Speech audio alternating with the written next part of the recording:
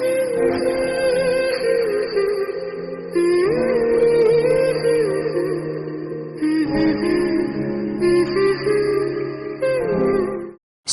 Hello everyone, good morning, welcome back to a new blog. কেমন আছো তোমরা সবাই? আশা করছি খুব ভালো আছো, আমিও ভালো আছি। নতুন একটা ব্লগে তোমাদেরকে অনেক অনেক স্বাগত, অনেক অনেক ভালোবাসা। আজকে ব্লগটা শুরু করছি বড়োদেরকে প্রণাম জানিয়ে, ছোটোদেরকে অনেকটা ভালোবাসা জানিয়ে। তো বন্ধুরা, স্কিপ না করে পুরো ভিডিওটা দেখার অনুরোধ রইল। তো এইদিকে দেখো চলে এসেছি কলের পাড়ে এসে এই যে এখন বাসনগুলো আমি মেজে নিয়েছি। আর কতগুলো বাসন বের হয়ে গিয়েছে সকালবেলা, অনেকগুলো বাসন মেজে নিয়ে গিয়ে আগে চাটা ওইদিকে খেয়ে নিয়েছি। ও তারপরে এই যে দেখো কয়েকটা বাসন আছে, তো সেই কয়েকটা বাসন এখন মেজে নিয়ে নিচ্ছি। বাসনগুলো আগেই মাজা হয়ে যেত। মাম্মাম এতক্ষণ দেখছিল মোবাইল, তো সকালবেলা আমি কোনো কিছুই শ্যুট করতে পারিনি। তো মাম্মামকে বলছিলাম যে এখন তুমি বাইরে খেলো, এখন একটু আমাকে মোবাইলটা দাও, কিছুতেই দেবে না। তো তারপরে ওইদিকেও দাদাভাই আসলো, তো তারপরে ও দাদাভাইয়ের পিছু ধরলো, তো তারপরে গেল ও দাদাভাইদের বাড়িতে। তো তারপরে দেখো এদিকে এখন আমি ভিডিও শ্যুট করে নিয়ে নিচ্ছি। আমার প্রত্যেকটা দিন এরকম করে ভিডিও শ্যুট করতে হয়, কারণ যখন মাম্মাম মোবাইল দেখে তখন আমার আর ভিডিও শ্যুট করা হয় না। বেশিরভাগ সময়ে মামামকে রান্না করার সময়টা বেশি দিই, তো দিয়ে রান্না করি, কারণ আমাদের বাইরে পুকুরটাতে জল ভরে গিয়েছে, এর জন্য মোবাইলটা দিয়ে তো তারপরে রান্নাটা বসিয়ে দিই। আর আজকে না মনটা একদম ভালো লাগছে না, বাড়ি যেতে ইচ্ছে করছে, মনে হচ্ছে যে কবে থেকে যে বাড়ি যাইনি। তো কি করবো গো, এখন না বেশি একটা যাওয়া হয় না মামামের জন্য। মামাম ওখানে গেলে না বই পড়তে চায় না, আর এখন যদি আমি বইয়ের নেশায় না বসাই তাহলে পরে না পড়াতে খুব সমস্যা হয়ে যাবে। তো তার জন্য এখন বেশি গিয়ে থাকা হয় না। বর বাড়িতে না থাকলে না নিজেকে অনেকটা অসহায় মনে হয়। একজন নারী তখনই ভাগ্যবান যখন তার পাশের ভরসা করার মতো একজন সৎপুরুষ থাকবে। তো যাই হোক বন্ধুরা, দেখো এইদিকে আর মাম্মাম, আমি বলছিলাম যে দাদুন বাড়িতে যাব, মাম্মাম শুনে তো পাগল, ও দাদুন বাড়ি যাওয়ার ব্যস্ত, তার কারণ ওখানে গেলে পড়াশোনা বন্ধ, ঘুরতে পারে, এটাই আর কি।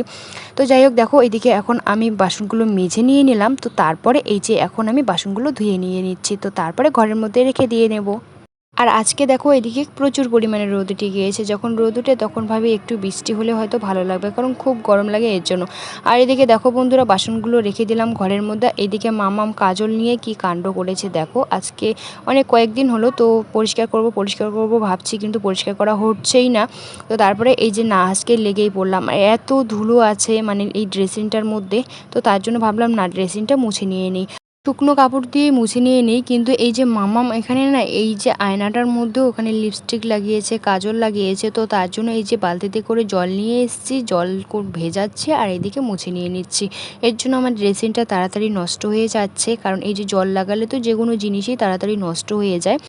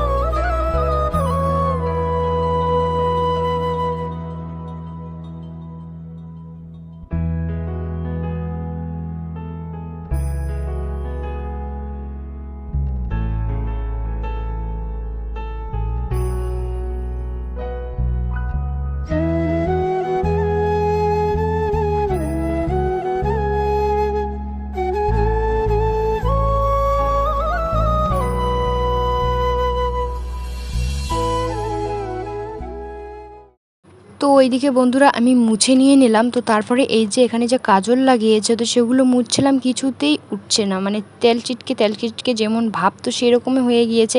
তো তারপরে অবশেষে সাবান আনলাম, সাবান এনে এই যে এখানে সাবান লাগিয়ে নিলাম। তো তারপরে এই যে এখন কাজলটা তুলে নিয়ে নিচ্ছি।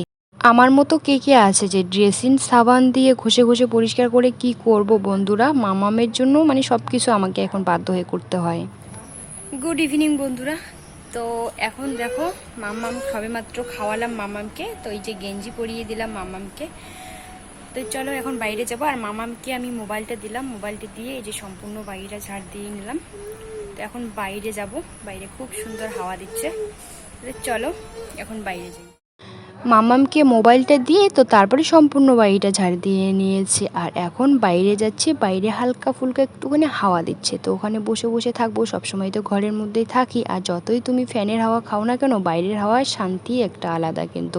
তো তার জন্য এই যে দেখো ঘাড়ের মধ্যে বলছে হাতের মধ্যে একটা চেয়ার নিয়ে নিয়েছি, আর এখন চেয়ার নিয়ে ওখানে বসে বসে মামাম তো দেখবে মোবাইল, মানে ওর মোবাইল হাতে দেখলে বাস চান্স পেলেই মোবাইল দেখবো করে চেল্লাবে। তো এখানে একটুখানি বসে থাকবো, তো তারপরে বাড়িতে যাব। সন্ধ্যা হতে না হতেও এদিকে মুষলধারে বৃষ্টি পড়েই যাচ্ছে। তো তারপরে এরকম করেই সন্ধ্যাটা দিয়ে নিলাম। তো তারপরে ভাবছি ঘরের মধ্যে কি করব, তারপরে বিছানাটা পরিষ্কার করে নিয়ে নিলাম। আর মামামকে এখনও পড়াতে বসাইনি, তো ভাবছিলাম না মামামকে পড়াতে বসাবো। তো গেছিলো ঠাম্মিদের ঘরে, তো এখন মা এসে দিয়ে গেল। এই যে দুধ গরম করেছে মা, তো দুধ গরম করে এনে দিল।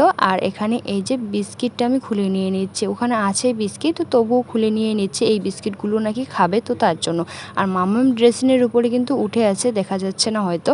তো মামামকে এখন খাওয়াবো, মামামকে খাওয়ানোর পরে তো তারপরে পড়াতে বসাবো। আর মোবাইলের মধ্যে বেশি একটা চার্জও নেই, মোবাইল আবার চার্জে দিতে লাগবে, কখন লাইন চলে যাবে। সন্ধ্যার দিকে তো লাইন ছিলই না, তো একটু আগে লাইনটা চলে আসলো।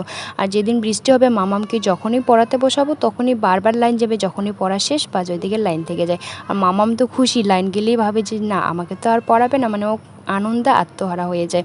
তো দেখো বন্ধুরা এখানে বাটি চামচ এনে রেখে দিয়েছি, এখন দুধটা ঢেলে নিয়ে নিচ্ছি। তো এখন মামাকে খাওয়াবো। তো যাই হোক বন্ধুরা, ভিডিওটা এই পর্যন্ত। এই ভিডিওটা যদি ভালো লাগে সাবস্ক্রাইব করে দিও। আর তোমরা সুস্থ থেকো, ভালো থেকো, টাটা বাই। আগামীকাল নতুন একটা ব্লগের সঙ্গে দেখা হচ্ছে। Bye, good night.